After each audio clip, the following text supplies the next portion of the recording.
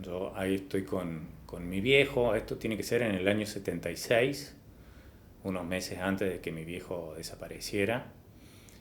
Y lo lindo de esta foto es que yo me recuerdo ese día andando a caballo con mi viejo. Mi viejo era una persona que le encantaban los animales, creo que yo heredé eso, el amor hacia los animales, hacia la naturaleza. Eh, Hoy no montaría un caballo, por ejemplo, pero en ese momento sí. Y estar vestido con ropa y con el pelo como a mí me gustaba. Y la relación con mi viejo riéndome y viendo ahí a una persona feliz en esa foto. Que después, en las otras fotos que tengo de más grande, no veo esa sonrisa. La recuperé mucho más adelante. Mi nombre es Eugenio Talburray, tengo 48 años, vivo en la ciudad de Córdoba, he vivido toda mi vida en la ciudad de Córdoba. Lo que pasó con mi viejo, bueno, la desaparición que fue el 16 de octubre de 1976, mi viejo es detenido y llevado a la ESMA. Y cuando yo empecé a preguntar sobre mi viejo, lo primero fue decirme, la primera acción fue decirme que mi viejo estaba trabajando, porque yo tenía 3 años en ese momento, y un día le increpo a mi vieja y le digo, tanto trabajo tiene mi papá que no tiene ni siquiera tiempo para venir a verme, y esa fue el desencadenante de que mi vieja me sentara y me dijese, no, tu viejo está muerto. Desde chico yo ya entendí que vivíamos en un mundo hostil y en una situación muy particular en donde corrían riesgo nuestras vidas. Eh, y eso fue lo que marcó, ¿no?, mi niñez. Se me necesitaba explicar sobre qué pasaba en la dictadura, sobre que debía callarme y no decir en el afuera que mi viejo era un desaparecido, a pesar de que todo el barrio, toda la sociedad cordobesa lo sabía. El tener que empezar a mentir y decir que mi viejo había muerto de un paro cardíaco, en un accidente, en, bueno, estas cosas que implicaba el vivir en dictadura, ¿no? Y aparte el tener que también camuflar un poco mi identidad de género, porque también entendía que todo eso hacía a la construcción del enemigo político que existía en las etapas dictatoriales. No solamente el enemigo político era aquel que militaba en las organizaciones políticas revolucionarias, sino aquel que se oponía a lo que eran los mandatos morales, ¿no?, que intentaba imponer la dictadura. Y uno de esos mandatos morales era la heterosis-norma. Quien no caía dentro de esos mandatos de la heterosis-norma era considerado un enemigo político, y lo entendí inmediatamente cuando empecé a transitar la escuela, ¿no? Esta historia de la heterosexualidad como norma, el binarismo hombre-mujer, el baño de hombres, el baño de mujeres. Yo no podía integrarme en ninguno de esos espacios, más lo que era esta historia de la dictadura y más lo que fue tener un apellido inglés, con lo que sucedió en la guerra de Malvinas. Todo eso era utilizado por el sistema escolar para atacar mi identidad, ¿no? Mi identidad era atacada, y la guerra de Malvinas fue el desencadenante de legitimar a maestros y maestras a que me atacaran sistemáticamente. La sociedad empezaba a normalizar las cuestiones, y el primer lugar en donde se legitimaba lo que debía y no debía ser era la escuela. En este transcurso de la escuela primaria, yo afuera del barrio era leído por las personas que no me conocían directamente como un varón.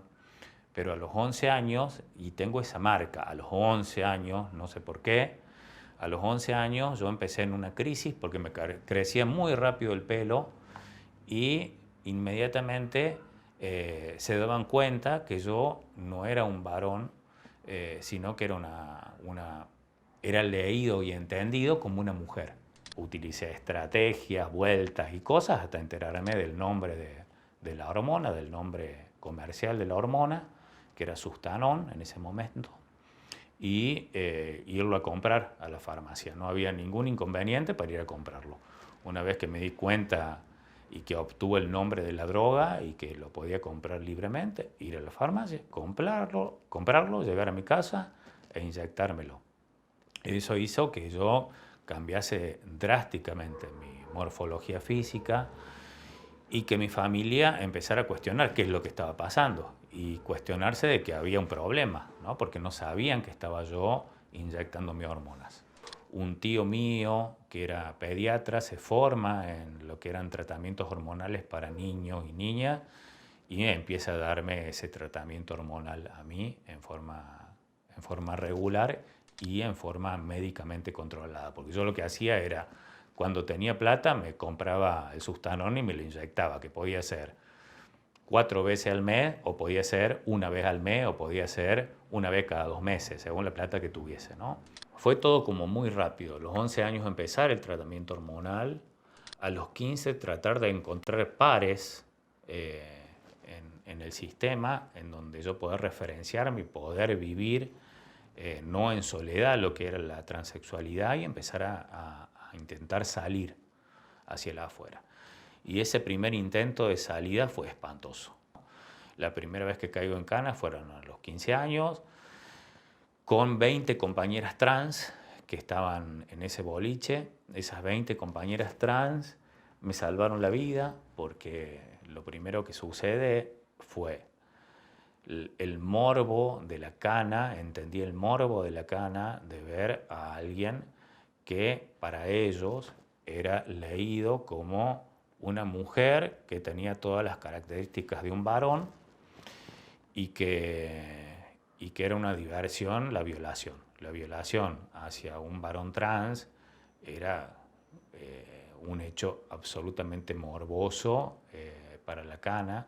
La paliza que se hicieron dar las compañeras o que se ligaron las compañeras al pedir que yo me quedara con ellas y mi vieja y mi abuela cayendo en la comisaría, llorando, gritando, y el cabo de guardia que me pregunta: ¿querés ver a tu vieja y a tu abuela? Y yo decir: no, no la quiero ver, porque estaba hecho pelota por todos lados. El ser travesti implicaba el estar continuamente viviendo hechos de violencia y de violencia extrema. La única posibilidad que yo vi de parar con esta bola fue operarme. Hoy me planteo todo lo que perdí con la cirugía y todo lo que gané con la cirugía. Y lo pongo en una balanza, ¿no? Me atrevo a ponerlo en esa balanza. En mí viven esas dos cosas, ¿no? El estar a veces armoniosamente con mi cuerpo disfrutando y a veces odiando decisiones que tomé a los 16 años, que no tenía la edad ni la conciencia para tomar esas decisiones, ¿no? Que hoy a los 50 no puedo decir nada, pero sí me hubiese gustado gestar, por ejemplo. Sí disfrutaba de tener vagina, sí la disfrutaba, ¿no? Y me enseñaron que no debía disfrutar. Entonces me impusieron un montón de modelos que hoy me los cuestiono, ¿no? Me los vuelvo a cuestionar. Entonces todo eso me suena y todo eso me hace recordar mi etapa como travesti. Y mi etapa como travesti también incluye esto de haberme podido plantear en un momento de mi vida la posibilidad de que si tenía ganas o no de vivir como mujer. Aprender a entendernos que podemos ser varones trans con tetas, que podemos ser mujeres trans con la sombra de la barba, que todas estas posibilidades existen y deben ser respetadas y deben ser militadas, ¿no? Esta historia de que habitamos un cuerpo equivocado creo que es la peor construcción que se hizo en la historia de la interpretación de la transexualidad. En la época en donde solamente existía la posibilidad de esta identidad asociada a la más absoluta marginalidad, que es la que llamamos identidad travesti, la única forma de vincularnos era a través de estos actos solidarios, a través de los lugares que habitábamos. Había lugares que habitábamos y lugares que no podíamos pisar, lo que era vivir en ciertas pensiones, en ciertos espacios de Córdoba, ¿no? La migración de trabas del interior hacia Buenos Aires o hacia Córdoba. Todo esto era muy particular. Y de repente se pierde esto con el devenir político que afortunadamente nos dio ciertas posibilidades de vivir un poco mejor, que fue la derogación del artículo 19, un poco más de relajamiento con la persecución policial, y empezaron a aparecer identidades que se autodenominaban de manera diferente, la población trans. Y esta población trans dejaba de lado, ¿no?, esta historia solidaria y esta cuestión de identidad grupal que siempre ha tenido la población travesti. Entonces yo hoy, si a mí me dijeran, vos sos un varón trans o vos sos un varón travesti, yo te diría, yo soy un varón travesti, porque tengo todavía la impronta de esa época, o me formé en esa época. Esto es una cuestión continua de encontrarle sentido a las cosas. Ahora, lo que yo sí estoy seguro de que el encontrarles nuevos sentidos no implica borrar la historia. Y eso sí es lo que pasa en nuestra población. Y creo que tiene una explicación muy fácil, que es la necesidad que tenemos de sobrevivir. A diferencia de la población cis, que tiene tiempo para hacer memoria, de sentarse, de pensar, de leer, de recuperar recuerdos, de hablar con la familia, ¿no?, de contarse historias. Nosotros y nosotras no tenemos familia para hablar sobre recuerdos, no tenemos tiempo de sentarnos a recapacitar porque estamos cagados de hambre, no tenemos los espacios de construcción que se han hecho en la población cis sobre la memoria, porque no pudimos participar de esos espacios, y no participamos porque fuimos borrados de esos lugares. Y cuando queremos reconstruir nuestra memoria nos encontramos con este parate o este tope que es la necesidad y la urgencia de subsistir. Entonces, cuando se tiene hambre no hay memoria, no hay tiempo para hacer memoria, hay tiempo para sobrevivir. Recién ahora nos estamos dando el tiempo de decir, ¿y con la memoria nuestra qué pasó? Eso yo creo que es importantísimo. Y también saber que la memoria se construye en forma colectiva y no individual. Entonces, cuando nos juntamos muchos y muchas, reconstruimos de a pedacitos la memoria, ¿no? Por eso me parece muy importante el que nos demos la posibilidad de hablar en grandes mesas, entre nosotros, sin espectadores, ¿no?, entre nosotros, la gente trans, travesti, y podamos poner en común los recuerdos que tenemos. Cuando se derogó el artículo 19, sufrimos en forma menos sistemática la violencia, pero se siguió ejerciendo y se sigue ejerciendo hasta hoy. Nada más que nosotros y nosotras acá somos privilegiados y privilegiadas, no estamos en la esquina laburando, pero las compañeras que sí están en esta esquina, no sé si pueden decir que han cambiado demasiado las cosas desde los 80, los 90 o desde la dictadura hasta ahora. Todavía siguen transando con la cana, o si la llevan, imagínate lo que se vive, ¿no? Y lo que no se habla, y de los varones trans que se prostituyen, ¿por qué no se habla de los varones trans que se prostituyen? Que son un montón, ¿no? Y lo que sucede cuando un varón trans lo llevan a la cárcel. ¿Qué es lo que es caer en una cárcel con concha? ¿Qué implica? No queremos hablar de eso, nos da pudor hablar. Entonces nos comemos toda esta historia de que los varones trans no vivimos la misma violencia que las mujeres trans. Ah, la mierda, yo te voy a decir que yo sí la viví,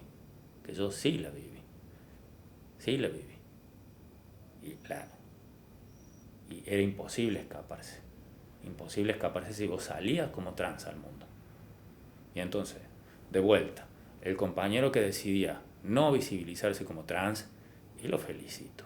¿Qué querés que te diga? Lo felicito en un punto. El 30.000 es un símbolo. No sabemos si los desaparecidos fueron 31.641 o 29.408 o 30.000 es un redondeo que simboliza una cifra cercana, ¿no? Estas 400 personas que nosotros y nosotras manejamos, ¿no?, como un extra del símbolo 30.000, de ninguna manera quiere separar 30.000 más 400 personas que no están dentro de estos 30.000. No. Lo que, a mi entender, nosotros necesitamos hacer es aprender a leer la historia en un sentido amplio y en un sentido que nos abarque a todos y a todas, porque no puedo separar la historia cis de la trans. Es imposible separarla. La historia caminó juntos, ¿no? Ahora, ¿qué es lo que pasa? Que cuando nosotros hablamos de algunos hechos que son propios de la población trans y travesti, de esos hechos nadie quiere hablar. No hay carteles de un 24 de marzo con fotos de personas trans y travestis desaparecidas. No ha habido una persona trans y travesti dando un discurso de un 24. En los sitios de memoria no hay empleados o empleadas travestis que cuenten lo que sucedieron en esos sitios. Entonces, la población trans y travesti está dentro de los 30.000. Ese símbolo nos representa a nosotros y nosotras también. No, si no estamos presentes en ninguno de esos espacios. Entonces hemos construido un símbolo que tiene un antecedente, lo que fue en la CONADER en el año 83, la primera denuncia de 400 personas homosexuales, y homosexuales me refiero a toda la población LGTB, que se nombraba así en aquellos momentos, las primeras 400 denuncias en el 83, que tienen que haber sido muchas más, miles, ¿no? Si las proyectamos en el tiempo. Pero esos 400 fue la primera vez que se denuncian personas de la población homosexual desaparecidas y la Iglesia Católica y la CONADEP diciendo no vamos a hablar de eso. Entonces lo tomamos como símbolo y le decimos, bueno, el silencio está representado en estas primeras 400 personas que fueron negadas por la historia. A mí me pasó algo como muy particular, que fue unir lo que sucedió en la última dictadura cívico-eclesiástico-militar con mi familia y lo que sucedía también con la población LGTB. Entonces pude empezar a unir estas historias en una sola, entender que los derechos humanos son únicos, nos pertenecen a todas las poblaciones, no hay derechos humanos para ciertas poblaciones y para otras no, que son los mismos, que las historias están atravesadas por las mismas improntas, una sociedad machista, heterocisnormada, que fue fuertemente gestada durante toda nuestra historia como república, desde Sarmiento, con civilización y barbarie, el higienismo, las distintas dictaduras y esta imposición de lo que era la norma occidental y cristiana que nos atravesó a la población cis y a la población trans, que esa reconstrucción debe ser colectiva, también esa reconstrucción, y en esto vuelvo a lo de los 30.400. A mí me gustaría ya no hablar de 30.400, hablar de 30.000. Y creo que vamos a poder hablar de 30.000 el día que reconstruyamos la memoria todos y todas juntas y juntos, de todas las poblaciones y de todas las estructuras en las cuales se ha dividido la sociedad. Militantes, activistas, gente trans, ¿no? Y no separar y no tabicar a la sociedad en esas cuestiones. Y para mí fue muy importante poder asociar eso, poder decidir en un momento apartarme de las organizaciones LGTB y militar en los organismos de derechos humanos. Un lugar que era muy heterocisnormado y que me fue muy difícil evitar. Yo milité en familiares desaparecidos y detenidos por razones políticas de Córdoba, en Hijos Córdoba, y pude tener acceso a todos los juicios por delitos de lesa humanidad que se realizaron a partir del 2006 en la República Argentina. Todo ese acervo de información lo pude plasmar después y lo pude interconectar con nuestra historia. Y de hecho hoy estoy por primera vez en casi 50 años laburando con un laburo semiestable en el Estado, contribuyendo a la implementación de políticas de memoria en este país, ¿no? Y creo que desgraciadamente tiene que ver con estas dos patas de mi historia. El ser hijo desaparecido, que no es algo lindo, ¿no? Y también el haber vivido los 80 y los 90, que fue lindo en muchas cosas, pero fue muy duro en otras. Y bueno, todo eso me da la oportunidad de poder ocupar ese sitio y poder hacer esta conexión entre nuestra historia como una historia única, como una historia que se debe leer en una clave política plural. Así que por eso tiene como para mí gran valor esa foto, un militante de la organización Montoneros y con su hijo trans. Para mí es potente esa foto.